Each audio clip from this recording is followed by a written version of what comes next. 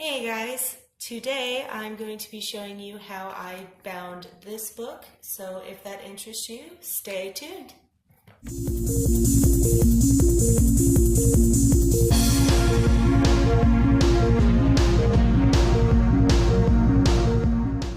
Hey guys, so the first thing I wanted to talk about was to make sure that if you want to do any sort of edge punching or sewing along the book pages, that you make sure you go ahead and do that before we start the binding process. It gets a lot more difficult to try to do any of that stuff once you bind it. That doesn't necessarily mean that you have to have the pages decorated. In fact, I personally like to decorate my pages after I bind them. There are a few pros and cons to decorating prior to the binding process, and I'll go ahead and share those with you. One of the pros, obviously, is that your pages are done once you bind them, and that's always nice because the binding process is much more technical than the other processes that we have dealt with. So having a finished product after you bind is nice. One of the cons that I have found is that my pages are a lot heavier, and so I have more stuff to try to hold on to and keep together while I'm binding. And we're hand sewing these books, so the less you have to hold on to, the better. I personally like to decorate my pages after I bind because I don't have a great deal of forethought, and I will make pockets that you can't get into because they're too close to the inside of the book. There are several different types of binding techniques. The main, most basic binding technique is the pamphlet stitch. And I would give you a tutorial on the pamphlet stitch, but there are literally hundreds of them on YouTube. All you have to do is go look up how to do a pamphlet stitch and you will find them. So what I thought was that maybe I would try to show you a stitch that I don't see a lot of tutorials on, and that is the long stitch. And it's not a very difficult stitch. It's really not much different than the pamphlet stitch. The only difference is that you're going to use one large piece of string, just one, instead of cutting it off after each signature. I will link in the description box a good tutorial on how to do the pamphlet stitch if you don't know how to do that, or if you're a beginner in book binding. So I wanted to show you a few examples of different types of binding, and I'm just going to put them up here on the screen so you can see them all. This one here is just your basic pamphlet stitch. And then I've also included a cross stitch that I did. These are all my journals, and I've bound each of these different ways. And then this last one over here is an example of the long stitch. That's actually what we're going to do today. And I have already prepared the holes in my spine, and I have also prepared the holes in most of my books. So let me take you from square one. The first thing I do is I draw my spine out on a piece of graph paper. This is my 3-inch spine, and I've drawn where I want my stitches to go. I have made the stitches so that they go up in a V shape like this and down in a V shape like that. The good thing about the long stitch is there's so many variations on it, and you can make all kinds of neat patterns with it and hearts, and go look it up. It's really cool. So I draw all that out, and I even drew my little boxes in here because I don't want to bind through these squares here. This is kind of where it feels like you're in trig class.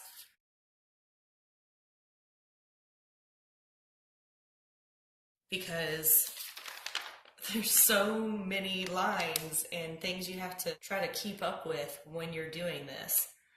So if there's an area on your spine that you don't want to bind through, you have to draw that out so that you know where not to put your stitches. What I normally do is I will draw out where I want my lines to go, and I will put a little dot where I want my needle to go through.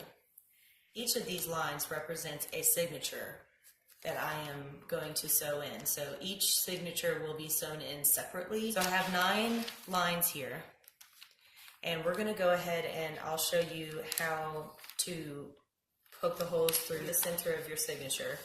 So I will fold along the line of the signature that I am working on. I will open my signature up to the center. I make sure that all my pages are aligned the way I want them. Put this in the center of my signature here, and then I'm just going to clip these together just so they don't move on me. And I'm going to take my awl. This is also the reason why I don't like to have a lot of pages in my signatures, because I'm the one that has to go through and poke all the holes, and I'm lazy and I don't want to have to work extra hard for that. So what I'm going to do is I have made holes in my pattern. This is technically, I've just drawn out a pattern for myself. So what I'm going to do is go through and poke the holes through my signature. I have my last holes really close to the edge, and you definitely don't have to do that, but I obviously didn't give this a lot of forethought when I made the spine, and I put these squares here and didn't really consider how I was going to bind it later. That may be something that you want to think about when you're making your spine. With the long stitch, this is really what's going to keep your book in to begin with. These are kind of the turnaround area for your stitching, so I'm not too worried about that. But yes, you want to technically space it out so that your holes aren't too close to the edge. I really think most people don't look at the binding as a very difficult process, and it can be, especially when you're going through and you're trying to space out your signatures in a way that looks appealing on the spine. So when I lined this up, I saw where my signatures were going to lay on my spine, and this has an odd number of signatures, which makes it a little bit easier to space them out evenly. There are some that you cannot space out evenly. In fact, this is one of the other journals that I'm working on right now, and this had 6 signatures, and you can see I have 1, 2, 3, and then I have a bigger gap in the center of the book, and then another 1, 2, 3. So it just takes a little bit of finagling with the ruler to find the right spot for your signatures. Okay, so after you poke your holes through your spine as well as through each signature, the next step is to thread your needle. I have a pretty heavy gauge needle here. This is what you're going to want to use if you're going to use a hardcover book like this. I have just single threaded this needle. I've got a little bit of extra thread here. I used a foot per signature of thread, and I have 9 signatures, so I have a lengthy amount of thread. Normally, if you're going to do this stitch, you may want to double thread it. I'm using hemp cord instead of the wax linen thread, and it's a little bit thicker. If you do run out of thread, it's not that big a deal. There is a way to fix it, and I will show you that at the end. So let's get started. We're going to start from the front of the book and work our way towards the back. In a lot of binding methods, you start from the back and move to the front because it's easier to keep the pages laying flat. But the long stitch actually helps your pages lay flat. That's part of the reason why I really like it. So the first thing we're going to do is go through this first hole we've created in our signature, and we're going to go through the book cover, and we're just going to pull that thread all the way through. And when we get close to the end of the thread, we're going to leave a little bit of a tail on the inside of our signature. And then we're going to go right back through the same hole we just came through, and we're going to go back through our first signature.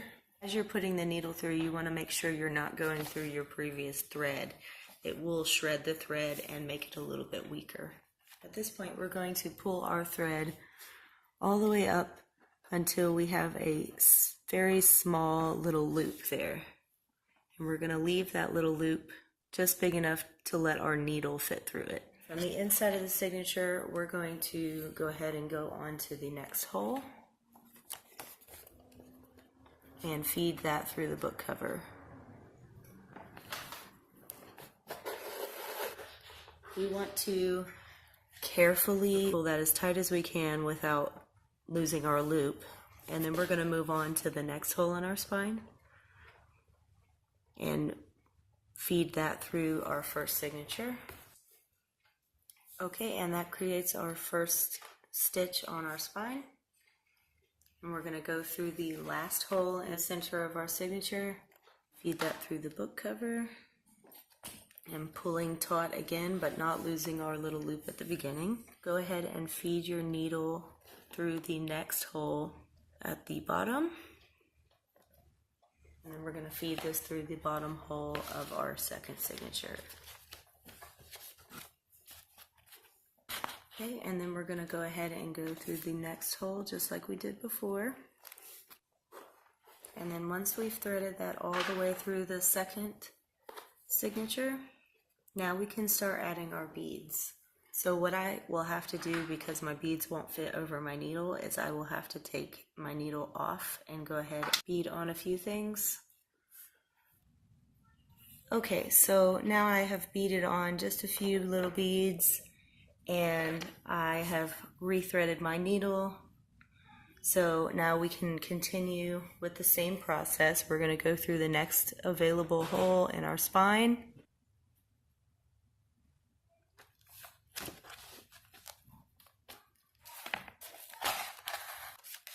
And then we will go through the top hole through our signature and feed that through the corresponding hole in our book cover. Okay, once you've gotten it all the way through, the next step is we're going to go through the little loop we made in step 1. We're going to feed it through the bottom of that loop.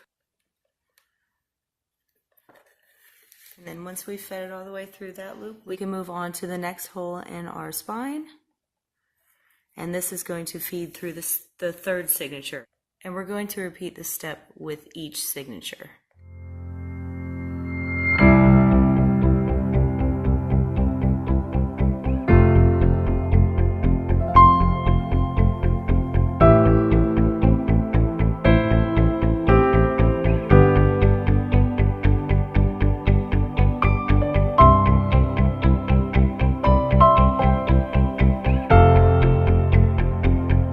Okay, so I just wanted to say really quick that the reason why these are so loose is because I intentionally left them that way. Like I showed you earlier in that picture, I had all of these stitches grouped together into almost like a star shape. So what I want to do is leave just enough space so that I can pull all of these together and create that star shape again. Once we get all of them bound together, then I will show you how to create that star shape, and I will also obviously show you how to tie it off, and that will be the exact same way you would tie it off if you needed to add more string. I will be back with the finished book in just a moment. Okay, so as you can see, I've got my needle coming out of the very last hole in my spine, and what I'm going to do is go ahead and work this through. We're going to go ahead and put our needle through the last loop like we've been doing. And now to finish it off, we're going to go right back through the last hole that we just came through. So we want to take extra care that we didn't go through the previous thread. And then we're just going to make a little knot here with our needle and tie it off. I'm actually going to double knot this just to make sure it's extra secure. And of course, if you were to run out of thread during the process of binding all of these signatures, all you would need to do is tie it off just like that, and then you can tie on a new thread right here. Okay, my camera just cut off on me, so all I've done is take the paper clips out. I'm back at the first signature, and I'm going to tie off this last string that we left out as we were binding. And I'm just going to tie this off in the first signature. I'm going to double knot it.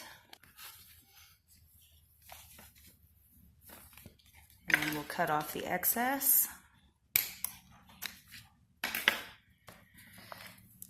And now on the spine, what I'm gonna do is just feed my needle behind all of those threads and tie it in a knot. And then I'll double knot that as well.